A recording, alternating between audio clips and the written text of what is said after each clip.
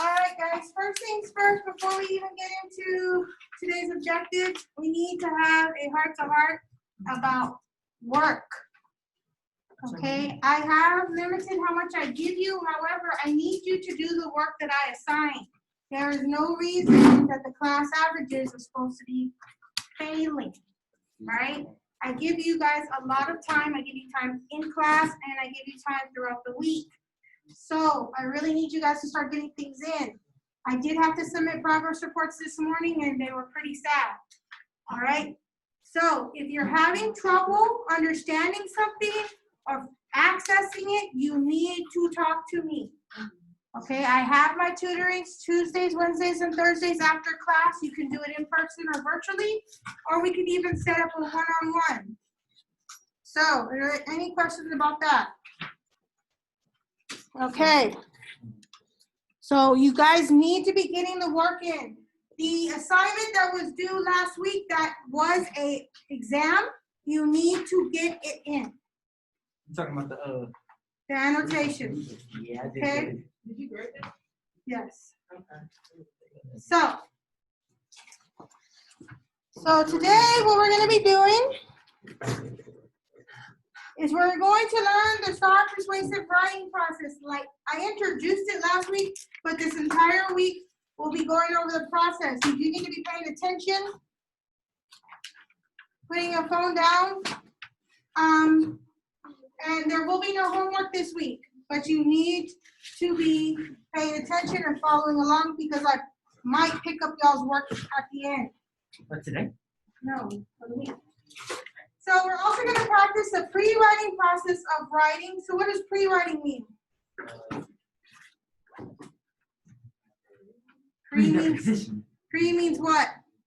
Before writing, right? It's a process that we do before we even start to write. And today that's going to include breaking down the prompt.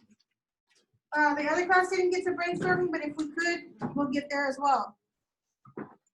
Okay. So specifically what we're going to do today is, as always, we're going to do the topics recap.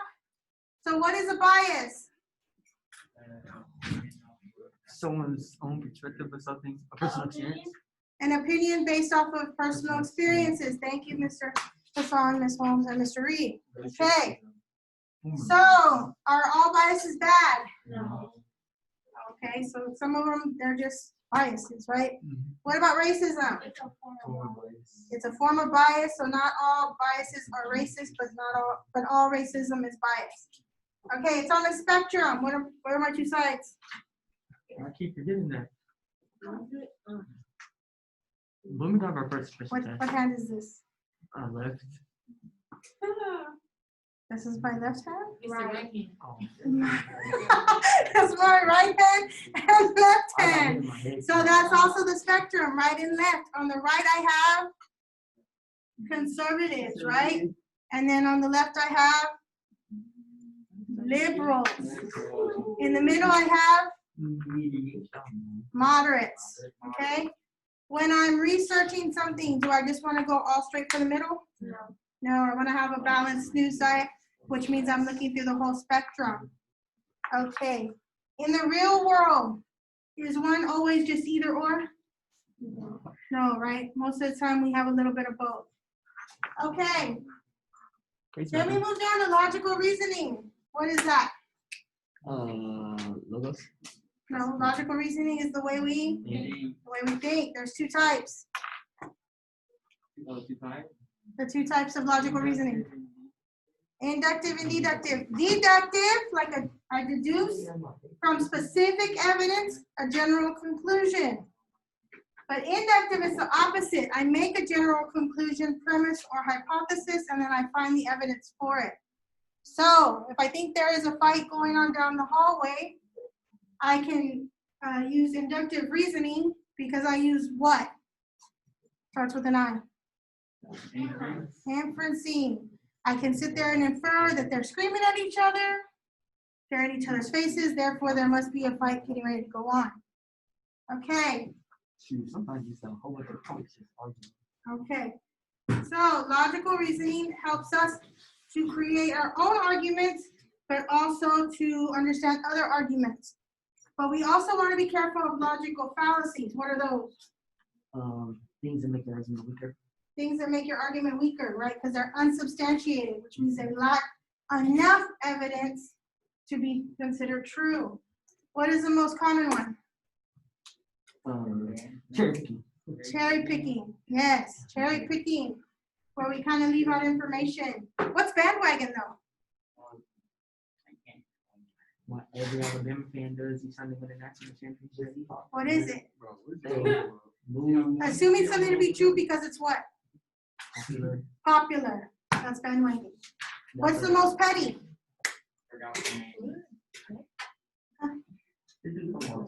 Ad hominem. It's the most petty, right? That's where we attack the person and not the actual argument. Okay, so we want to make sure to avoid logical fallacies within our arguments, but also know them so we can pick them out in other people's arguments. You also want to be able to use rhetorical appeals, which are appeals that what do they do?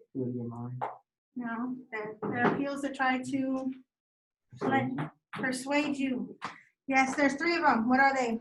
Ethos, pathos, logos. Ethos appeals to my. Wait, so it's not called ethos? Credibility. Correct. It's ethos, pathos, logos. So I'm saying it right? Mm-hmm. So yes, ethos appeals to your credibility. And how do I do that? I say confidence. How do I do that? Using my what? Yeah, credibility. My background, right? My knowledge, my background, my vocabulary. What about pathos? That appeals to my emotions. How do I get that? Sad song, words. Images, music, powerful words, yes.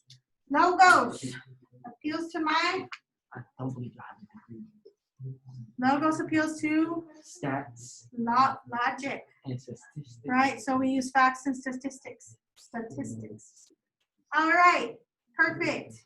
So last week I also gave you an introduction into the STAR writing requirements. You are going to need to write this down in your notes. For the virtual learners, I'm going to post the notes after class. Okay, so what type of writing do you have to do for English 2? Yes, persuasive. What is the score you need to get to pass? 38. 37.75. And you need to be writing that down on your notes. Okay? 37.75. Can you pass the STAR without the writing? No.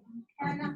I mean, I've seen it happen maybe once, and I mean, but it's like one of those things where Miss Garcia would have to win the lottery. That's about how high that is. And Miss Garcia doesn't even play the lottery. You got a smiley face. What is the highest score you can get on the writing? An 8, yes, because the highest score an individual rater can give you is a 4. There's 2 raters, therefore it's an 8. How many lines do they give you? True. Are we supposed to know that? 26. They give you 26 lines. Okay, so Ms. Garcia has come up with a process. So a way that you set it up. How many paragraphs are in that process? What, 5 or 4? 4 paragraphs. Okay. You have your introduction, your global academic paragraph, your personal, and then your conclusion. You guys remember how many sentences are in your intro? 2. How many in your global?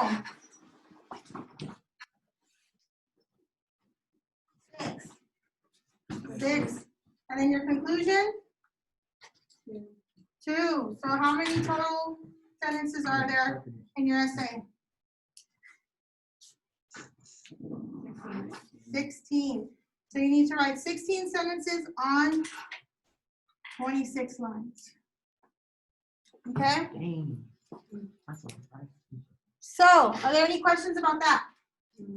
Okay, so today we're going to actually be getting into the process of pre-writing. That is the processes before we actually begin to write.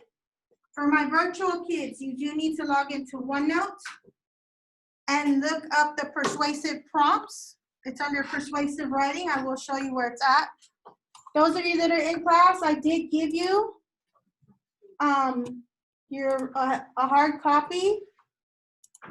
So basically what you're going to do, if you're virtual, you are going to go to persuasive writing, persuasive prompts, okay? And later I will actually put the notes that the other kids are using in class. Any questions? You guys good? Yeah, thank you. Oh, they can see this. Yeah, they can see. And if you guys have any questions, just speak up so I can hear you. You don't have to raise your hand or anything, just say Miss Garcia. Okay, so let's go back. Wait, now I'm just thinking about it. They really told us to raise our hands on Zoom for the rules. Then we wanted to ask a question. Oh, that's crazy. Well, that's before we had to do both. Oh, that's crazy. Okay, so today we're specifically going to be looking at the pre-writing process, which is breaking down the prompt and choosing a side. If we get to brainstorming, we do. If we don't, we can work on it tomorrow because we'll be doing this again all week. Also, a reminder, there is no homework this week. Okay, so as always, normally we would look right here in the day, but it tells you to go ahead and go back to the beginning to the persuasive writing because that's how important it is. So we're going to go here to persuasive writing, okay? Oops. All right, there's the rubric as always. We already went through this one. Make sure you put your name and go through it because at the end of this, I'm going to be checking all the Nearpods. And if you've gone through all of them, you get 100. Pretty simple, right? They saying that you're different grades. Huh? They saying no homework. I said before this process is done. And technically, you should have done that last week. So now let's go ahead and go to the pre-writing. Can you check that from your things? I didn't. Yes. Okay, here's your main steps. So over the overall process, this is step 1, pre-writing, but these are the processes and steps of pre-writing. So in your notes, these are the steps you need to be writing down. We're going to be breaking down a prompt. What does break down mean? Like, read it, basically annotate it. Kind of, yeah. We're taking it apart to figure out exactly what it's asking us. Okay, we're going to choose a side. Because it's persuasive, I have to be for or against it, right? Mm-hmm. Okay. Brainstorming a reason. Supporting a reason. And how do I support things? With evidence. That. Right? Examples, evidence. And then creating a thesis. What's a thesis? Basic. It's your grown-up main idea. Okay? So it's your grown-up main idea. I should be able to pull it out of your paper and know exactly what your paper is about. Okay? So what's crazy is when you're done with this whole process, you're going to pretty much have your introduction taken care of. All right, any questions on that? You guys need a few more seconds to write this down? All right. So, breaking down the prompt. First and foremost, you need to know what the star writing is going to look like, especially since you guys did not do it last year. Now, if you had me as a teacher last year, you probably saw star type prompts when you had me or with Coach Johnson and some of the other teachers because we try to get you used to it. From now on, every time I give you a writing assignment, it's going to be in this format so you can practice it over and over again. So it starts off with telling you what it is. It is a persuasive essay. Sometimes I'll like circle it or like make sure that I remember what it is. Persuasive. That means I have to persuade somebody. I'm not just informing them of something. I have to get them to my side. Okay? So Then there's normally a quote, something to think about, and then your prompt. And then this is what you should hit to make sure you get a good grade. So first things first, I want you to look at the quote. Don't read it. You're just going to cross it out. Okay? It's a trap. What ends up happening is it's tied to a prompt a little bit, but a lot of kids will read this and they start writing to the prompt this instead of the prompt, and now they're off topic. And if I'm off topic, can I get past a 2? No. Okay? So just get rid of it. Don't look at it. Don't read it. Hint, hint. There'll be times I'll ask you, well, what did the quote say? And you should not be able to tell me because you're not supposed to read it. Okay? Step 2, locate right and draw an arrow next to it. Because that is the actual prompt. Right? So this is your prompt. This is what you're supposed to write to. Cross out whether and write if. Okay, because originally it says write an essay stating your position on whether competition is necessary for success. A lot of people tend to forget what whether means. Basically, it means if. So write an essay stating your position on if competition is necessary for success. Then you're going to underline everything after on. And why am I doing this? Because this is what my essay should be about. If competition is necessary for success. That's what my essay is going to target. That's what it really wants. What do you think? Yes, it is necessary. No, it's not necessary. Okay? And then locate think and read the question. So there's think. Do people have to be competitive in order to succeed? Now, a previous student said, well, it doesn't sound like it really ties together, but in reality it does. Because the prompt is asking you, do you think competition is necessary to be successful? Yeah. So if I'm thinking about it, does a person need to be competitive and need to compete against somebody else for them to succeed? Right? So that's what you're going to want to start thinking about. Any questions on this? It's pretty easy, right? So I'm going to show you what it looks like. And I'm going to get you through the first 2 steps, and then we're going to work on it some more. Okay. So this is what it'll end up looking like, right? 1, cross it out. It's a trap. And I want you to tell yourself, a trap. Okay? Then you're going to locate right, because that's your prompt. Draw an arrow so you know exactly where it's at.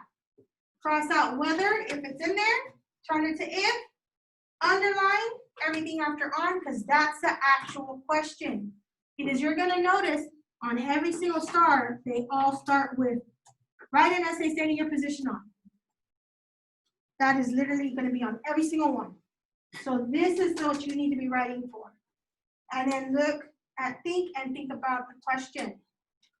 Any questions about that? Pretty simple so far, yes? Now you've pretty much broken down the prompt. So you can move to choosing a side. So what you do is you look at the underlined part and you're going to create a T grid. And this is considered a T grid. And you're going to write for on one side and against on the other. Then you're going to locate the underlined portion of the prompt because that's the actual question. If competition is necessary for success. And you're going to turn it into because statements on both the for and against. Now I call them because statements because all of them are going to end with because. Okay? So, pretty simple. If competition is necessary for success, flip it. Competition is necessary for success because. And then competition is not necessary for success because. Make sense? Now you have your 2 sides. Now, you choose the side you can talk about the most, even if it's not your real true stance. This is where a lot of kids run into problems. People want to choose the side that they're really for. However, the star does not really care if you really mean your stance or not. All they want to know is if you can prove it. So if I'm having trouble thinking of support for my stance that I want to choose, then that's not the right side to be on at the moment. Nobody is going to hunt you down and say, Ms. Jimerson, did you really believe this statement? No, they don't care. They have like not even 3 minutes to read her prompt. They're gonna be like, oh, she proved it. Okay, I'm moving on. Same thing with your examples, right? Sometimes it's hard to come up with examples. Do they always have to be true? Do your examples always have to be true? No, I don't know what your life was. I'm gonna search you out and say, did that really happen? Oh my gosh. No, just convince me, okay? So you wanna pick the side that you feel you have the most to say about it, even if you don't agree, okay? So for example, 4, competition is necessary for success because if I choose that one, you circle it, okay? You circle the one that you were arguing for, or you're gonna support. Okay, any questions to that? Okay, let's practice. So look at your packets. The first prompt. So what type of essay am I writing? Persuasive, that means I need to do what? I need to persuade somebody. What's my first step? What's my first step? Huh? What should I do first? I'm gonna break it down, but what's the first step? Huh? X out the quote, because it's what? Trap. A trap, right? I don't care how you X it out, just get rid of it. I've had people color it in. I've had people do all kinds of things. Okay, now what? What do I do now? Look for which word? Right. And what do I do when I find it? Put an arrow. So what is this called? My prompt. Okay. Now it says write an essay stating your position on whether social reform is needed in America. What do I do now?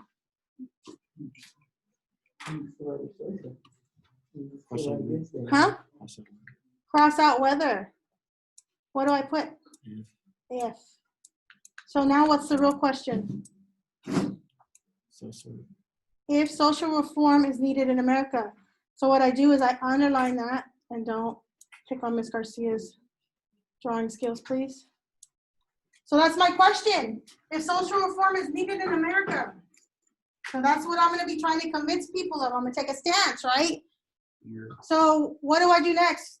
I think about which question? This one right here. Is America the best America? It can be. So those do tie in, right? Because if it's the best it can be, does America need social reform? No. But if it's not, then it would, right? Now what do I do? So I've broken down my prompt. What's my next step? I have to choose a side. So I create a T-grid. Again, do not make fun of Ms. Garcia's drawing skills. Okay. Ooh. Okay. So now I have to write for and against, right?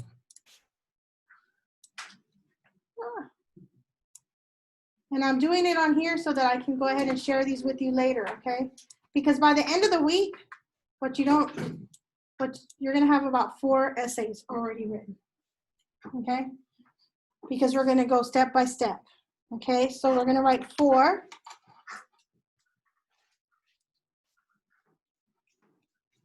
Ms. Garcia does normally how to do. Okay. See, when she's at home, this works out really well. When she's with you guys, not so much. Okay, so how would I change my question into a because statement for the for side?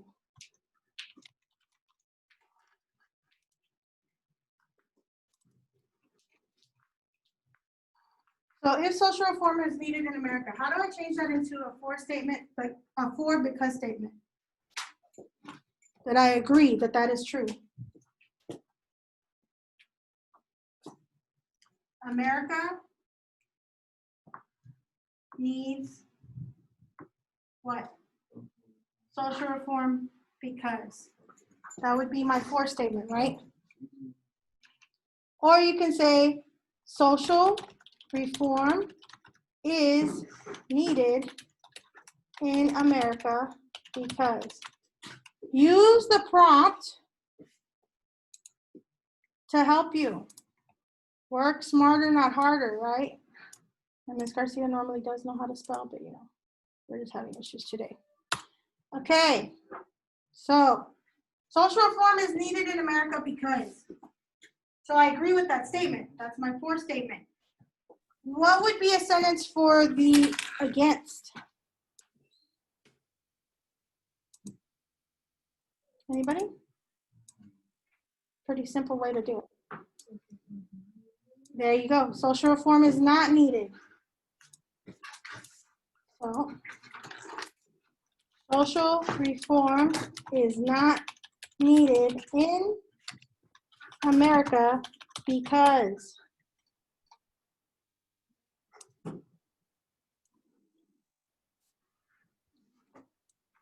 Okay, pretty simple, right? And what you've done is actually you've created the first part of your thesis, because a thesis statement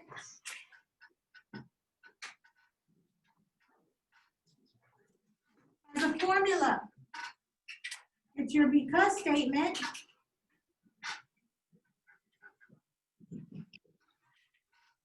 plus one reason. So we have just created the first parts of it. What do you automatically start at if you have a thesis? You remember? That automatically bumps you up to a 2, which means you started at a 4 if you have a thesis.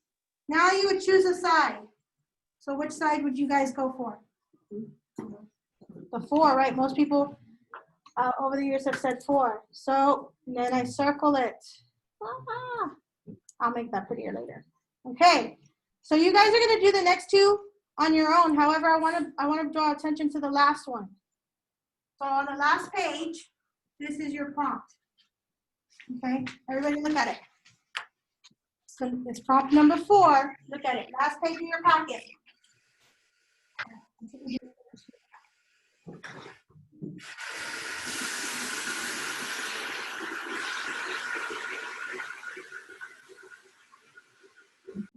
No, I think they turned on the monitor. Okay.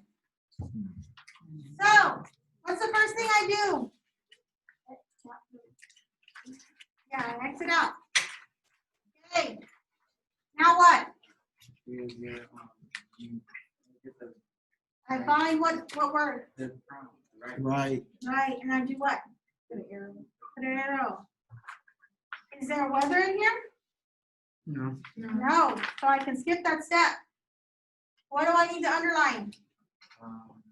Starting where? On. Everything after on. So which is true? Social media has had beneficial impact on social reform, or social media has had a detrimental effect on social reform. Okay, then I look at my key question. How influential is social media in society? Because if we need to think about if it does even impact people, right? Because then if it impacts people, we need to think about, does it impact in a good or bad way?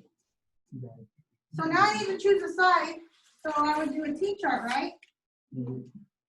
Right, for and against. So what would my for because statement be?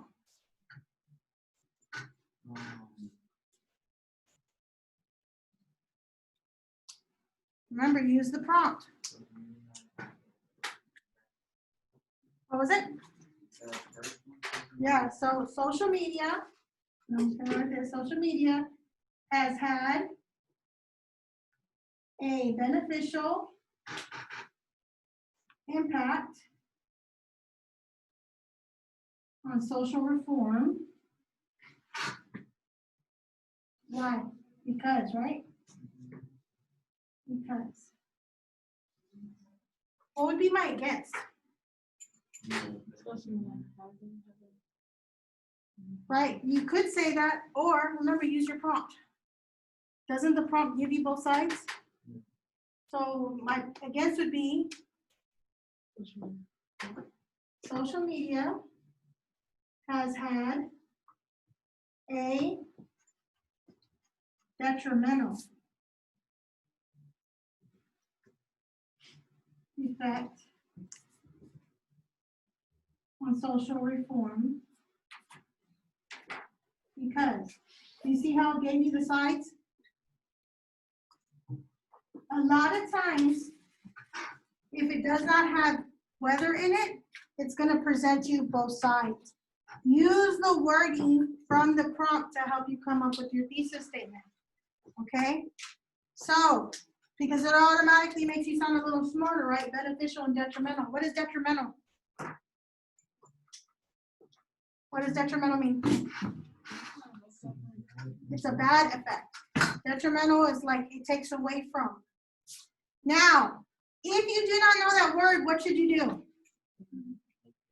Huh? Look it up. Regardless if you're on a computer or taking it on paper, every student is provided a dictionary. I know this for a fact because ESL lends you their dictionaries. So you have a dictionary. Use it to your advantage. If you are unsure of a word, look it up. If you're on a computer, sometimes you can hover over the word and it'll tell you. All right? Any questions on this? Pretty simple, right? And pretty much now you're pretty set up to create a thesis statement, which we're going to continue tomorrow. That's when we start the brainstorming aspect of it. Are there any questions? Okay, so you do need to figure out the other two on your own because when you come into class tomorrow, I'm going to ask you to show me how you broke down your prompts. But if you have any questions, let me know. But I do want to give you guys some time to finish completing those two and making sure you have everything together. Any questions? Okay, so go ahead and work on the other two prompts, just breaking it down and doing the for and against and choosing a side. Hey guys. All right, so my virtual kids, do you guys have any questions?